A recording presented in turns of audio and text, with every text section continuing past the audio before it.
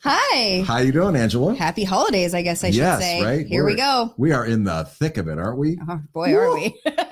Man, the packages are coming fast and furious. This is the time of year. My credit card is wondering what's happening. I hate this time of year because I'm in charge of box disposal, right? and the wrapping paper and all that stuff. And it is like a nightmare for me to be able to, like, how am I going to get this all in? I'm out there, jumping on top of the garbage can, smashing things Playing down. Tetris with it. And my family's like, whatever, Dad. They don't even care. It's just, fine. Yeah, but it's actually that week. This whole month really, but the week after Christmas is the worst. I know. It's horrible. Yeah. I get to throw a birthday in as well. My daughter turns 4 on the 12th. Aren't you lucky? I know. So we get all those man. packages as well. But, Well, I've been trying to shop in store a lot more. I found a toy store like a mile from my house. It's just owned by a local family. They have, it's the same prices as Target. Like, why am I going to big box stores when I could be supporting a local business? Good for you. I've been trying, but it is challenging not to just hit buy now on Amazon. It's really, we're kind of programmed that way now, aren't we? Yeah. Wow. Yeah. Well, welcome to A Place of Possibility. I'm Richard Del Monte. I'm Angela Wright. And we are happy to have you here with us for this holiday edition of The Place of Possibility. And what are we talking about today, Speaking boss? of the holidays, we're talking about debt. Oh, yeah. They're perfect time. What a great timing. I know, right? Did that on purpose. Yeah, that's good. Debt and credit today, and how it can be a wonderful financial tool or maybe the worst thing that ever happened to you. Kind of like opioids, right? Yeah, sort of. It could be a tool or it could be harmful. That's right. So we're going to talk about the proper uses, and there are many. We'll also talk about when debt is not helpful to you and what you should avoid. And we'll wrap up talking about credit. People always ask us, how do I improve my credit? What if I have too much debt? What do I do about it? How do I repair it? And we'll talk a little bit about the arcane world of credit ratings and how exactly that is calculated. People can actually obsess about credit kind of a little bit, can't they? Sort of. Oh, yeah. They do. A little bit too much, right? Yeah. Oh, my gosh. Yes. Yeah. It's like you're mad, like you're walking around with this number above your head or something. But I lost 4 points yesterday. What is that about? Well, here in our society, where credit is necessary, and you're going to see that here in furthering yourself financially a lot of the time. So it is kind of important. It is. But I mean, if you get above like whatever the number is, I don't know, 680 or something, it doesn't matter if you're 750 or 754. Well, we live in an optimization society. Oh, yeah. And too much information sometimes is not a good thing. Agreed. So let's start out our conversation with a topic about when debt is actually a good thing and when it's a bad thing. Mm-hmm. First of all, we don't agree. You agree with me on this, right? We agree. We agree. We don't agree with Dave Ramsey. We collectively don't agree. The Dave Ramseys of the world who preach, in their soapbox that debt is a bad thing. One size fits all. If you have debt, you should get out of it as soon as possible. We do not agree with that, and we're going to explain why. Sometimes it is a terrible idea, of course, as we all know. But often it's really great. So the first case in point for when debt is a good thing is using it to buy a house or a rental investment property if it's structured properly. So, for example, right now the interest rates on a 30-year fixed mortgage is between 5% and 6%. Inflation is running plus 8%, 8+%. So if you're paying 5%, but inflation is running 8%, your real return, the cost of the debt is actually minus 3%. Wait, this is some mathematical gymnastics. I know. Make it sounds too arcane. I know. So if I'm next year, something that costs $100 today, next year, if I pay $100, it's probably going to cost $108 to buy it, right? If inflation is. So if I'm getting something today worth $100,000 and I pay back next year the loan with cheaper dollars, I'm actually saving money because the cost is going to be lower for me. Yep. So if I'm only paying 5% to borrow money and inflation is 8%, the real cost is negative. In real terms. Because I'm paying back with cheaper dollars. So we just explained that. So if the Fed is successful at reducing inflation, which we hope they are, back down to 2%, which is their target, then, you'll have an opportunity to refinance more than likely if you buy something right now, like a house at a lower rate. But even if that doesn't happen, I know the young folks, they think that, these rates right now are outrageous, 5 or 6%. But historically, like over my lifetime, back when dinosaurs were roaming the earth, 5 to 6% was considered a pretty decent deal, right? I mean, my first mortgage was 7.5%. In 2006. Okay. So. And did you feel like you were getting robbed? Oh, no, I thought it was a screaming deal. I was buying a house. Yeah, right. I mean, I got one of those, balloon arm, 10% down, things that caused the financial crisis. Yeah, right. I should not have been in that house. I was very house poor, but it all worked out. And it wasn't. Yeah. And my first mortgage, about the interest rate. My first mortgage, I hate to say it because it'll date me, was 16%. And so, this is 1980? Yeah, exactly. 1980. Yeah. And so, the thing about it, 5 or 6%, it's reasonable. Yeah. Right. But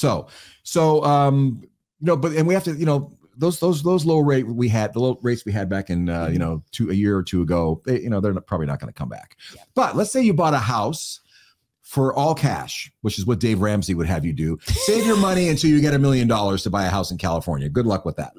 But if the house made a 5% annual appreciation, you would make 5%, right? That's what you're making on your house. So if you bought a house for $1 million and you keep it for a year and it goes up 5%, you made $50,000 on the house.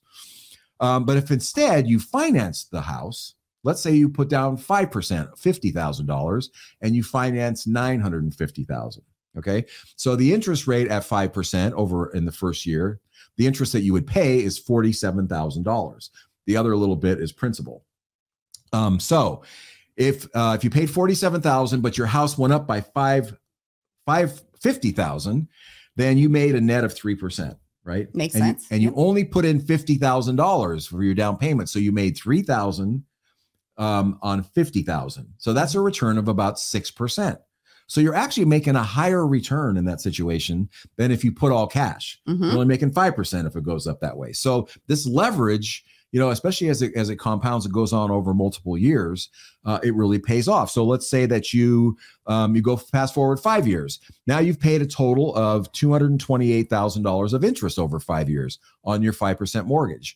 But the house has gone up by $276,000. for a $48,000 net increase on your $50,000. So you almost doubled your money in 5 years using a loan. Yep. I'm sorry, but that's, that's amazing. And you can't do that without the debt. Right. The debt makes it make sense.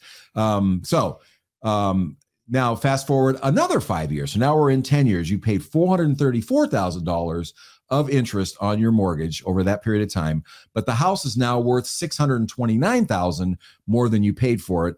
So you have almost a $200,000 net gain on your original $50,000. So you've quadrupled your money in 10 years with your $50,000. I'm sorry, but that's a heck of a return.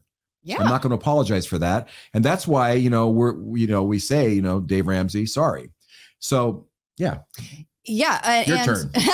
So I want to talk about what happens. So Richard is giving you an example of a primary residence that you're living in, right? So in his example, of course, you also had a place to live for all of that time while you were growing your money. People often forget when they're talking about investing in real estate, when it comes to their primary residence, they act like it's an asset. But if you dispose of the asset, i.e. sell it, where are you living? Now you've got some other expense, right? So now I want to talk about investment properties because now this gets really interesting. Yep. So, it's more interesting because your tenants are paying the mortgage off for you. You're not coming out of pocket for all of that mortgage interest. Right. So let's say that more numbers coming, everybody, prepare yourselves. $1 million home bought for cash, right? So same scenario, except now it's a rental. Right. So you're receiving $50,000 a year in rental payments. If you're getting 5%, right? 5%. Yeah, let's assume we're getting the 5% return. And in $1 million home, that sounds about reasonable for what somebody might pay in rent here in the Bay Area, let's say. So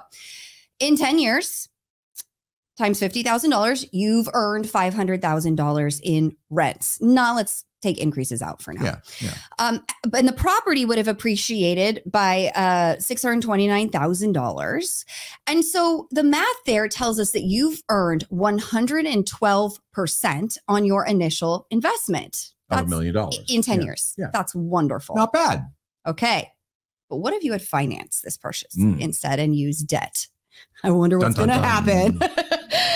So for rentals, you have to put down 25%. So that's $250,000 you've come out of pocket now instead of the full $1 million. Your tenants paid you that same $500,000 in rent, and $417,000 of that went to mortgage interest, assuming a 6% interest rate. which you have to pay higher rate. You do. Than a regular ONOC. Okay, here comes a bunch of numbers. So you netted 83,000. Your home went up that same 629,000. So you've got a total profit now of 712,000 plus your original investment of 250,000. So your return now has changed from 112% to 185%. By borrowing money? So yes. Heresy. So you've basically tripled your money. And this is what I'm talking about, right? People who are wise in how this works and not afraid to properly structure their debt will get ahead in our economy. Right. In our society. Right. Plus, but wait, there's more. Yeah. Remember, you had $1 million in cash and you didn't spend it all. So you didn't just buy one home, you bought 4 homes because you put $250 down on each home. Oh my gosh. Yeah. Right? Yeah. Now you've just made this 185%. Yeah. So for your $1 million, instead of owning one house, you own 4. Yep. That's how you make wealth. Yep. That's how the smart people do it. So these kinds of opportunities are exactly what we're talking about when we say debt can make all the difference in the world. And sorry, Dave Ramsey, you can go pound sand because you're not right about this. Using leverage can be, I don't care. That's fine. I'll have this battle, in public, no problem. But you do need to watch the interest rate you're borrowing at because it can hurt. And we generally see that if the interest rate that you're paying on the mortgage that you're for financing these properties is more than 2% per year higher than the appreciation rate of the house.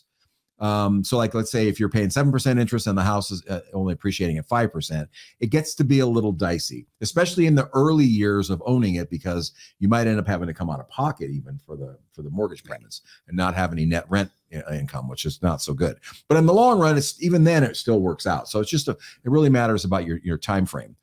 So yeah, that's houses, but there are other ways to use good debt. There's more. So we thought we would make a list for you: good debt versus bad debt. People always ask me, is a car loan good or bad? Like, most people know a mortgage is good debt, right? Yep. I think the lawyer answer is it depends. right. Yeah, right. From the lawyer over here. Not yet. Okay, so real property purchased using mortgage debt. Possibly lines of credit used to improve an asset like your property. Student loan debt for 2 reasons. I want to see how you're going to do this now. The politically correct way you're going to say this. Well, so here's the thing, right? Student loan debt can increase like your life rate of return if you use it to acquire more earnings in the future, right? You go get a master's degree and now you can get a higher paying job. Right. In that way, it's good debt. Student loan debt is also good debt in that it doesn't really negatively impact your credit score, which we'll talk about in a minute, like a Nordstrom credit card would do. Yeah. That said, if you're going back to school, like for general fulfillment or for fun, I would not put this in the category of good debt. It's in the category of life expenditures because you're using it for fun and fulfillment. So that's a depends answer. Right. Business property. So financing, capital, things for your business, a printer that you're now going to use to print 3D tchotchkes that you sell or what have you. Office expenses, whatever. Capital. Building up your office, right. Okay. Car loans are a tricky one. And I would say, the disclaimer on car loans is, look, you need a car, right? And so if your loan is 5% or less, let's say, right? You're entering into a good deal because you could invest other money at a higher interest rate, right? So keeping that debt at less than 5% makes sense. If you're getting a car loan at 25%, bad debt. Yep. Does that make sense? Yep. Okay, great. For sure. Yeah. And then I'll say credit cards that give you miles or cash back, so long as you're paying them off every month, that is good debt. It's free money. Yeah. I waited way too long to get in on this game. I was raised in this only spend what you have, Dave Ramsey way. I use an ATM card for everything. I kept a check register, so I knew how much. I know, right? How old are you? Okay, calm down. So, and then, my partner was like, you're an idiot. Like, we could be putting all of this on a credit card. We could get at least 2% cash back. And then we just pay the card off every month. And I've gotten thousands of dollars in cash back through the years. So we've actually paid for our kids' colleges with those things over the years, you know, and vacations and stuff, you know, just the 2% builds up. Yeah. You know, if you have a little kid, we had a Visa card that was through Fidelity, and all the cash back went into a Fidelity 529 account. And so a lot of what we paid for the business, that cash back went to the kids' college. Yep. You're welcome. Good deal. Thank you. Thank you. I appreciate that. Okay. And then we always talk about OPM, other people's money. OPM. I love that. So that's when you are, you're borrowing at a rate lower than what you can earn if you turn around and invest that money in something. You're like your own bank, basically. So you want to do bad debt? Sure. So bad debt is really any debt that you are using for consumption or lifestyle purposes. So that would be something like credit cards, putting things on a HELOC that are just like fun, going on vacation. Yeah. You know, things like that. Vacation daddy is not in the room right now. Right. Bad debt. But you know, you're getting like you can't pay your mortgage, but you're getting your nails done or things like that. Because what ends up happening often is that people will on a HELOC, they'll say, well, I'll pay it back. And then they don't. And then they refinance it and put it into a new first. And now they're paying for 30 years for a vacation they had, 25 years ago. Ridiculous. It doesn't make any sense. The next form of bad debt is debt with super high interest rates, credit cards. A lot of times I see people with credit cards, 30% interest. Yeah.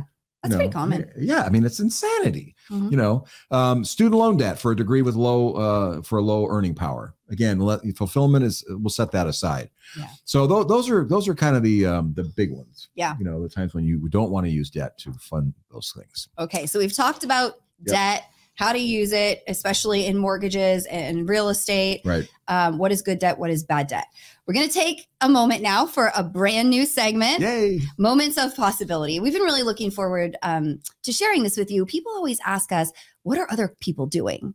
Or like, do you have other clients in this situation? So we thought we would take a couple minutes of each show to share with you kind of like a little case study of something that happened throughout the course of the week here and what a client is doing about it. And also to help you understand the sort of help that you can get from an investment advisor, because it's not just managing your portfolio or just handing you a 50-page financial plan. So for the inaugural moment of possibility, Richard's going to tell you about our client, Carrie. And of course, names have been changed. Yeah. So this was, I was talking to Carrie's husband, and the husband said, Carrie, we just got married recently. Carrie has this rental house that she still owns, and it's just kind of there. It's being rented, and she doesn't feel like she's really getting much of a return on it. And so she wants to sell it and do something else with it. So I asked some questions like, what's Carrie making on this mortgage and on this house? And so she was getting a return of like 3 to 4% rents, net, rental income, which, it doesn't seem like very much, if you're looking at that. But then I asked what kind of interest rate they had on the mortgage. She had on the mortgage, and it was like below 3%. She also had a very low property tax basis from owning it from 20 years ago. And then finally, she said that the houses were going up 5% a year. So when I added it all up and did the calcs for them, quick, dirty, back of the napkin, kind of a calc that we do on the fly. That's your favorite. Yeah, man, give me a little HP12C and I'm good to go, right? Nobody pause on this, but there's a bunch of notes on this There's always notes everywhere. There's margins like Mad Magazine, but I calculated that they were making, using leverage and and all that, she was making 15% return per year on that investment. And I just said, so if you sell this house, if your wife sells this house, she's gonna have to pay capital gains tax, and then you have to take the money and what are you gonna do? Put it in treasury bills? Where are you gonna get 15%? You're not gonna get 15% tax preferred because you get depreciation expenses and stuff. And so it just created a whole new point of view for Carrie that, I had no idea I was doing so well with this investment. Yeah. Right. Well, what they were fixated on was the fact that they had a mortgage on the property. Yeah. And it was like, we have this debt hanging over our heads. Dave Ramsey. Yes, it's programming. There's the thing. It's like you get this program. We shouldn't have this. It's bad. No, you're borrowing money. This was, I think she had a rate of like 2.5% interest. Amazing. And inflation's running at 8. Hello, that's a minus 5.5% rate. So anyway, yeah. So that was a good example of something that happened in the last month or so with a client that where they just it always makes sense to get a second opinion when you're thinking about doing something big like that, a big move. Talk to somebody who has financial experience, and just get another opinion. You may still decide to do it, but it's always worth it. Good point. Yep. Okay. Thanks for listening to our first moment of possibility. We'll get back to our regular programming. So we're going to switch gears a little bit now, and we're going to talk about credit ratings, credit scores, how to build it, how to keep it, So first of all, what makes good credit? People ask me this all the time. How can I increase my credit score? And how is it even calculated? It's really convoluted. Yeah, it's a big secret. It's a black box. You're not allowed to know. If we tell you, we'll have to kill you. But it's not. It is out there if you have Google. So there are. It's out there. Well, okay. I will say you cannot find the formula for how they arrived at my credit score. Yeah, okay. However, there are 5 factors that generally make up your score, and they're weighted in the same way everywhere. So it's payment history, the overall amount of debt you owe, how long you've been using credit, what do you have new or recent credit, and the types of credit you're using. So remember when I said like student loans are better than a Nordstrom card? That does matter. Each factor is weighted differently in your overall score. Payment history and amounts owed are 65% of your score. So if you can only focus on 1 or 2 things, put your focus there. Yeah. This is probably its own show, I think, but here are a couple of ways that you can build your credit score that you might not already know. There's a lot of information out there about this. So here are some, maybe there are secrets. I don't know. So 1. Lesser known facts. Yeah. Yeah. Live in one place for 2 years. Moving frequently, it looks like inconsistency to the credit agencies, and they will drop your score for that. You can start young people like your kids or grandkids on secured credit cards, or really anyone that has problems with running up debt. This is a way you can build credit, but there's a max, and it works kind of like an ATM card. So you get the secured credit card, like at Chase Bank, for example, you load it up with $500, and then you put your kid on as a signer. The kid can spend the $500, but they can't go over that. But this is a Visa card. So when the child turns 18 and this card switches into their name, all of that credit history is already there. It's awesome. Good. Okay, pay all of your bills on time, not just your credit card bills and your mortgage, your cell phone, your utilities, the water. They will often they have lenient policies, like you can go 60, 90, 180 days in some cases. Like PG&E will give you some leeway, but eventually they will report to the credit bureaus if you don't pay your bills. Since available credit is a factor on your score, pay off your credit cards, but don't close them. This is super important. Very. Yeah. So they're looking at how much debt is available to you at any given time. This is called your saturation rate. If you're using up all of your credit, that doesn't look good, right? So pay down that Best Buy card, but keep it open. If you have problems with spending, 2 quick tips. 1, you can get a new credit card, like a new card number right away, and put the card away. And like, don't program it into your browser. Don't remember it. Now you can't use the card like on the fly because you don't remember the card number. Or you could also cut them up or give them to somebody if you're out physically using them. So they can use it. Oh, give it to the person who's always giving you crap about being an overspender. Like your spouse or your partner or something. Exactly. Yeah, right. Yeah. And then the last tip is, if you miss a payment, like especially on a credit card, and you don't do it frequently, you can call and ask them to remove it from your record. Take away that late payment fee, take away that interest payment, and even, just make it look like I didn't have a late payment. Look, I've already submitted online. I just forgot because it was a Sunday or whatever.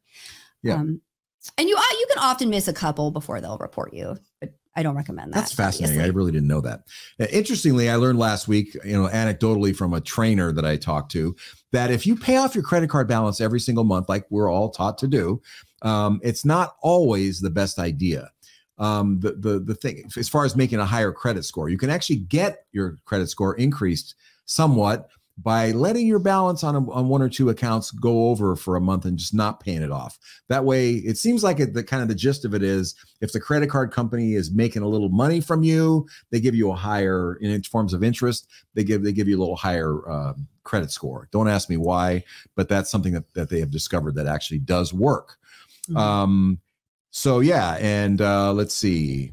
Yeah. So Angela, how long do bad credit events stay on your credit? Yep. So 7 years, but from the date of last activity. So most people know the 7-year thing. Yeah. But from the date of last activity is a really important asterisk on that, because here's an interesting example. If you had an unpaid bill from 4 years ago, let's say the creditor found you and you're like, you want to pay this off. Well, you've got 3 years until that drops off your record. But if you go and make the payment now, you have a fresh activity. The 7-year counter starts over. So sometimes you might need to weigh whether or not you're going to make a payment and have an activity on an outstanding debt. Super interesting. And I would caution you, like, don't go not paying your bills like, oh, it's just going to go off in 7 years, you know. But I think a lot of times they can't collect from you. And this will go off. Or they just won't because it's too much trouble. Yes. And I think that's a really good point. We'll just, credit counseling is probably a whole other show, but if you have creditors calling you, do not give them any information about yourself, because they are required to have certain bits of info about you before they can collect on you, like your address and your social security number. And when they buy debt, like medical debt is often sold off in these huge chunks, and they just get a massive spreadsheet of all the debts. And often it'll have missing information, like just a name and a phone number. So they'll call you up and say, Miss Wright, I need you to verify your social security number before we can proceed. What they're doing is getting you to give them the info they need to collect on you. Never give them any information when they call. Hang up and call somebody that you trust before you start having conversations with creditors. And interestingly, if you're in that cycle where you are dealing with, creditors and you're late on your payments, just tell them you want to put you on their do not contact list. They cannot call you like at work and home and harass you if you tell them to stop, which is really important. Yeah. They can write to you, but they can't call you. So, and also there's a new law that omits medical debt. So like if you forgot to pay your doctor, they always send those to credit bureaus, really, or credit collectors really soon. They used to be able to put that on your credit report after 6 months. Now they can't put it on there unless you don't pay it for a year. And when you do pay it, they have to take it off. That was another thing they never used to do. So just leave it on there and will you take it off? No, I forgot. I didn't even know. It doesn't matter. But now that's not a thing anymore. Also, these debt collectors, they are sharks. Oh, yeah. One time I went in probably 15 years ago to help a client who was getting, harassed by these creditors. And so I went into the credit collection agency to meet with the owner, and I was in the lobby waiting for the guy, and there was a big fish tank full of piranhas swimming around. Actual piranhas. And that was kind of how he was telling people, hey, don't mess with me because I'm gonna eat you for lunch. That's how they actually are. So they seem really nice, but they're not nice at all. So Angela, what about credit repair companies? How do you know if they're going to help you or if you're going to get yourself in more hot water and just spend a bunch of money? Oh my gosh. If you Google, that's a big one, right? Oh, if you Google credit consolidation, debt counseling, any of this, you'll get thousands of hits. And some of them are legitimate nonprofit agencies that are helping people get out of debt. Yep. Others are for-profit businesses. Yep. So when you're looking for help in this area, you're looking for .org type websites, and you're looking for nonprofits, and you need to ask that question. It's really important. How do you get paid?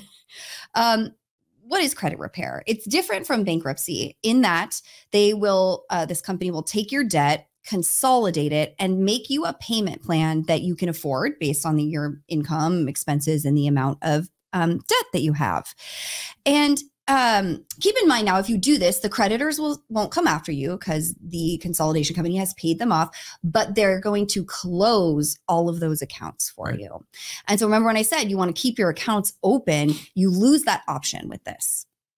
It also does go on your credit report that you've done this. And so if you think you're going to be 7 years again, there we are. If you're going to be needing credit in 7 years, it might not be a good option.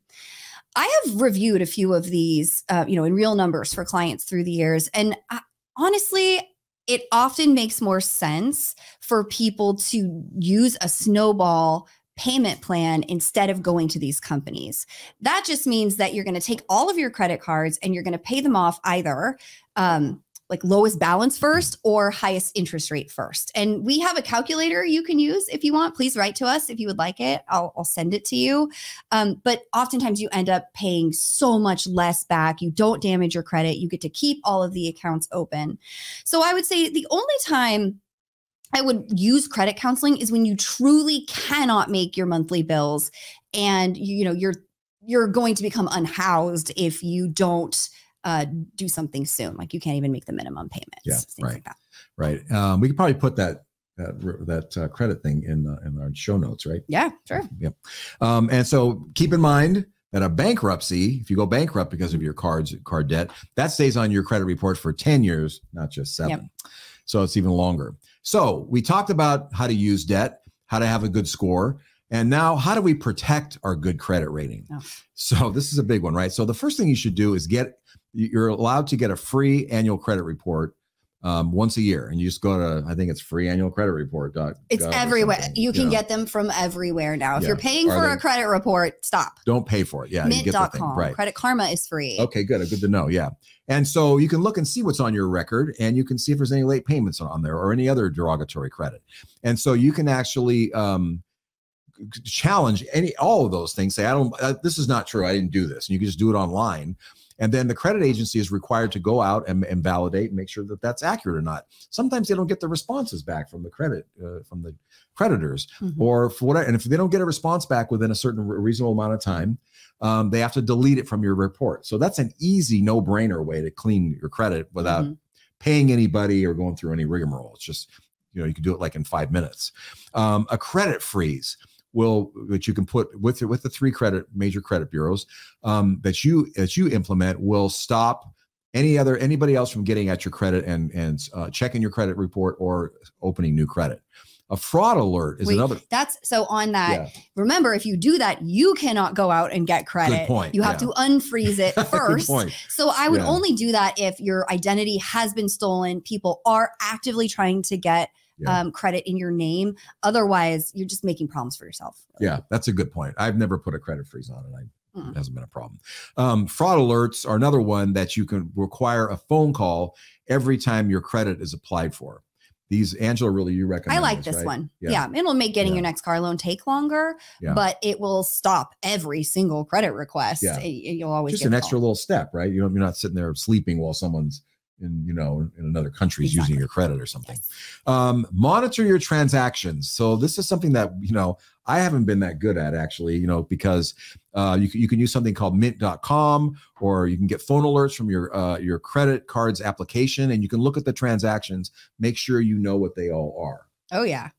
I find things like from 6 months ago. What was this? I don't remember buying it. By then it's too late. Well, you do it like the way I do this to keep on top of it is like my Monday morning, I'll take 5 minutes and I'll just categorize the transactions from the last week. I take a quick peek at what's going on in my life. It literally only takes 5 minutes once you get used to doing it. And, and then I stay on top of it. But I also, if you have a cell phone in your pocket at all times, I have the American Express app, and every time there's a charge, I get a notification from American Express.